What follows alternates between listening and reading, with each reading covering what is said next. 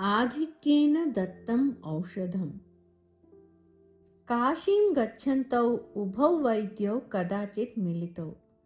परस्परवार्तालापस्य अनन्तरं वृत्तिजीवनस्य अनुभवमपि तौ परस्परम् उक्तवन्तौ। एतदवसरे एकः वैद्यः अवदत्, मम ग्रामे कश्चन मानसिकरोगी अस्ति। तस्य चिकित्सा नितरां कष्टकरी जाता अस्ति इति। द्वितीयः वैद्यः अपृच्छत्, का समस्या सा इति। तदा प्रथमः वैद्यः अवदत्, अस्माकं देशे कश्चन विचित्रः क्रमः अस्ति।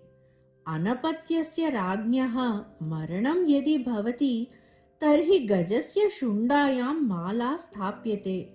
गजेन सा माला यस्य कण्ठे अर्प्यते सः एव राजा भविष्यति।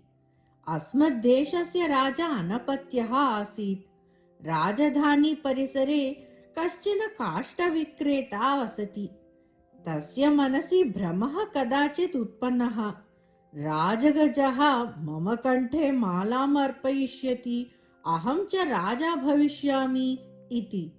अयं भ्रमः प्रवृद्धः, अतः सः उन्मत्तः जातः। आत्मानं राजानं भावयति स्म सः। तदीय मातापितरौ तं चिकित्सार्थं मत्समीपम् आनीतवन्तौ। योग्येन चिकित्सादिना अहं तस्य भ्रमं निवारितवान्। इदानीं सः आत्मानं राजानम् अभावयन् काष्ठविक्रेतारं भावयति ननु इति अपृच्छत् अपरः वैद्यः। आम्, किन्तु अत्रान्तरे राजा मृतः। वर्णमाला गजस्य शुण्डायां स्थापिता। सौभाग्यवशात् गजः तस्य कण्ठे एव मालाम् अर्पितवान् इत्यवदत् प्रथमः वैद्यः। अहो, अपूर्वा घटना, ततः किं प्रवृत्तम् इति पृष्टवान् द्वितीयः वैद्यः।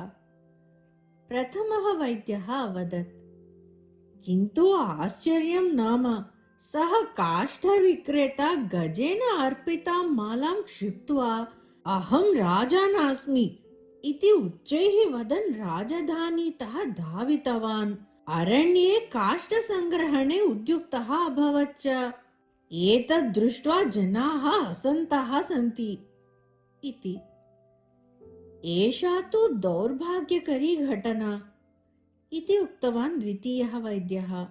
किन्तु मम प्रश्नः यत् एवं किमर्थं जातम् इति। किं मम चिकित्साक्रमे कोऽपि दोषः आसीत् इति पृष्टवान् प्रथमः।